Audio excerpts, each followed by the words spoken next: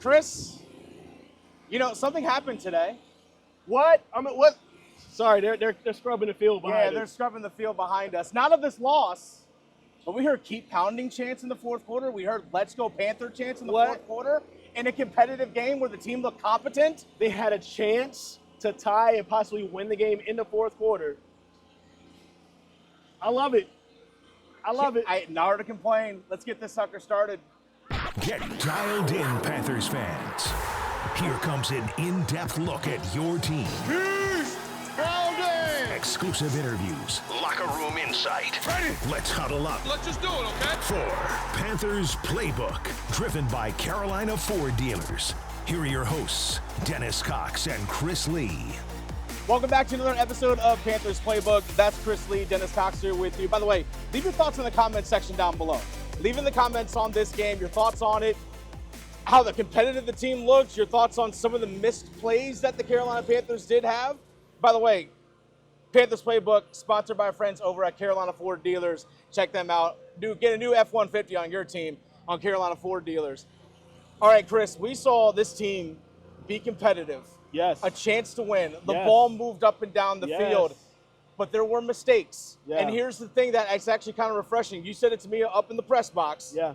Was that we're actually going to look and say, like, yeah, it was a misplay here and there, not like, oh, man, all of it sucks. Yeah, we're talking about small things that happened in the game that led to the loss versus there's a lot of holes on this roster and team, and Bryce Young is not good and all of that stuff.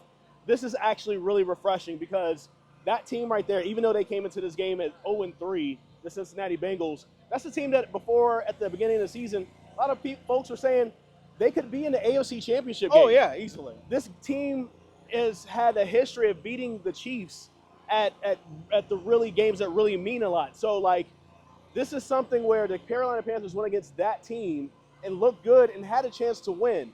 Dennis, if you think about a few things, right? 4th and goal at an inch away from the goal, literally at the goal line. They had a chance to score that touchdown. They don't get it. That's a turnover on downs. 7 points that you have right there that's tucked away. Yep. Then also, like, if you talk about the offensive line had a really good day. Overall, really good day. The only bad play, really, Icky let Trey Hendrickson? Trey Hendrickson, yeah. Get a little tap on the ball. Just a little tap of the ball. And just a little tap. Just a little. Just a little bit of tap. A little tap. A little tap. Goes a long way. And then, of course, it got intercepted. And Von Bell had his, I guess. It's a revenge moment. A little revenge moment here for Von at Bell. Bank of America Stadium. And then the defense, first off, not getting off the field a lot. Yeah. Missed tackles. Jamar Chase, his touchdown, that should have just been a first down. 3 broken tackles on that play. 3 broken tackles right there. 63 yards. And listen, Xavier Woods and also Charles Harris, to me, they're the most egregious out of that. Like, between those two guys, you need to have them down. And literally, if you talk about those few things, that changes the game. That changes the outcome of how this game looks. This team didn't punt until the second half. Yeah. We're talking about a completely different Carolina Panthers game, like a team. This isn't about the Panthers losing again. This is about the Panthers looking better and better and better, but a few mistakes here and there is what cost them this game. And against a possible contender. And again, a good team. A good team. We all knew the Bengals were a good team despite the 0-3 record coming in. And we were in the locker room. We had a chance to talk to Jaycee Horn, and he actually talked about the vibes in the locker room and the team knowing, hey, we're going in the right direction. Oh, it's a different vibe for sure. I mean, since I've been here, it's probably like the games just feel totally different. And we know we getting better as a team. Even though we lost this game, we came out, feeling like we got better as a team, and we just looking forward to getting back to it next week. Chris, the vibe around the locker room, we'll hear from Chuba Hubbard here in a sec, as well as an exclusive interview with Jalen Coker, who made his NFL debut today. But the vibe around the locker room was, hey, we made mistakes. Like Xavier Legette, as good as the day as he had today. First touchdown catch, had a couple big drops in the second half. Jonathon Mingo had a big drop. Even Deontay Johnson put another really good game. He dropped the ball deep down the left sideline, and there's a potential one that he had in the end zone that he could have come up with as well. So there were just plays that were missed here and there, yet they were still in it. They were still in it. Dave Canales showed an aggressiveness with play calling. 4th and goal, right from the get-go, going for it. The fake punt, going for it. We saw him go for 4th down as well. They eventually scored a touchdown on as well. Like, the aggressiveness in the play calling, the execution wasn't fully right there, but things are, again, looking positive. And by the way, the offense, it's fine under Andy Dalton. It is fine under Andy Dalton. It is fine under Andy Dalton. It's fine. That's settled. That is settled. Yeah. You're literally like a half a yard away from putting up over 30 again. Yeah. Over 30 again. One of the things I liked about what Dave Canales said to us after the game, he was asked about the fake punt situation. He was like, we were down by 2 scores. Yeah. That shows that he's aggressive. Yeah. And that he's willing to do what it takes to win a game. And also that he feels like he has the athletes to make that happen. And this is a game where the Carolina Panthers of last year, the Carolina Panthers of the year before that, before Steve Wilkes takes over, this is a blowout. Oh, easily. This is 34 to maybe 3, 34 to 7. 34-10, something like that. This isn't a game, and probably the Bengals score more, honestly, because, the time of possession, even though the Bengals were able to have more in the second half, we went into the end of the first half with the Panthers having 10 minutes more of time possession than what the Bengals had. Yeah. Right? And here's the tough part about this game. Like, we talked about everything else that went wrong, but I'm really going to look at the defense. Yeah. It's rare for the Carolina Panthers, even with all the losing. We've always said at least the bright spot is the defense. Like, at least it didn't get too bad with the defense. If it weren't for the defense, the Panthers win this game. Let's think about this. Yep. Jamar Chase, right, with the 63-yard touchdown, he should have been tackled. Yep. And then before that, the touchdown they scored, of course, off of the interception. I'm not going to blame Andy. I'm not going to blame Icky. It was just a really good play from Trey Hendrickson, and Von Bell ended up getting it. But the defense had an opportunity to stop them and to, get off the field and let them go for 3. Yeah. Right? And that makes the complexion of this game completely different.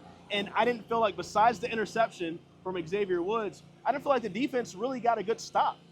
And that's not what we've noticed from the Carolina Panthers.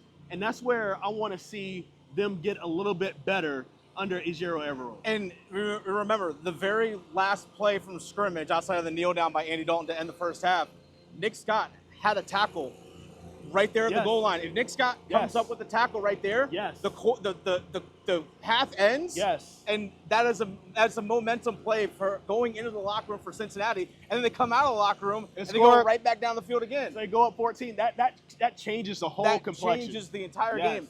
You make it one open field tackle. Yes. Completely changes the game. And the defense, only 11 yards rushing in the first half for the Cincinnati Bengals, 140 in the second half. Yeah. 140 yards rushing allowed in the second half when you knew they were going to run the ball. Yeah. Like, hey, we got a double-digit lead. We're gonna pound the rock, and they did it. That was the defense that was fresh. Yeah. Because there's no excuse for tired. That defense wasn't on the field a lot in the first half. That defense was fresh, and you still allowed that to happen. To me, that's a no-no. Yeah, major no-no. But the vibes in the locker room, we talked about it. It was pretty good. Again, trending in the right direction, including another guy had another good game today, Chuba Hubbard. Let me say this before we toss to that sound. Sure. I have been a part of a lot of Carolina Panthers losses. Oh, yeah. And when you go into that locker room, you can't find guys. They are gone. They don't want to talk to us. No, they don't. They don't want to see us. Like, we had, 4 interviews, one one-on-one. If we stayed, we probably could have gotten a few more. Easily. Because guys were out there. They had smiles on their faces. This team knows that they were good enough to beat the Bengals. Mm-hmm. They know that they're good enough to go out and get a win next week.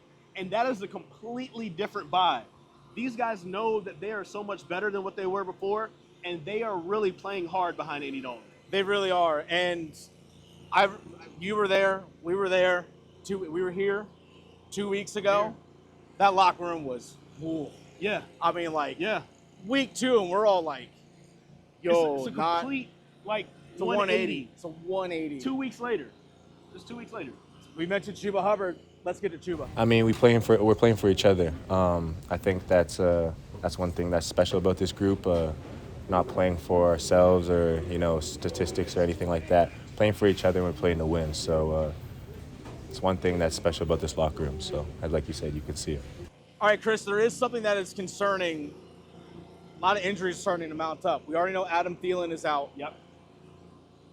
Josie Jewell went out, hamstring, groin injury. He was done. Shaq Thompson, heel injury. That doesn't He's sound gone. good to me. Jordan Fuller, hamstring injury, already was on IR as well. Things are starting to get real thin, and this is a chance for young guys. We saw Trevin Wallace have to step up and call plays on defense. Yep. Jalen Coker made his NFL debut today. We'll have that conversation here in a little bit. But there's a lot of young guys. Actually, Damian Lewis is out today, and Chandler Zavala played. And the O-line looked pretty good overall today. Looked really good. There are some young guys that are really going to step up and fill the void going forward for this team because, like we said, they're right there. A lot of self-inflicted wounds, but they're right there. And this team is going to compete and be in some games. Looking ahead for next year when it comes down to the draft, when it comes down to free agency, this is where the Carolina Panthers can show their holes, right? Because once I saw Josie Jewell go down and then we saw Shaq Thompson get carted off a little bit after that, that was like the, oh no, what can they do? Yeah. And then we had a scary moment. Deontay Johnson told us that he just got hit down below. Yeah, okay, that's what I'm like. Okay, that's what it was. He had a little groin injury before, so we thought maybe the groin was there. He just got hit with a low blow. He said he's fine. But when he was down for a little bit, it really made me think, Thielen, Deontay Johnson, oh my God, who is going to be the number one guy? Because you have a bunch of threes after that. Yeah. You know, and Xavier Legette is learning how to be a two. He's just not there yet, and I think he will be there.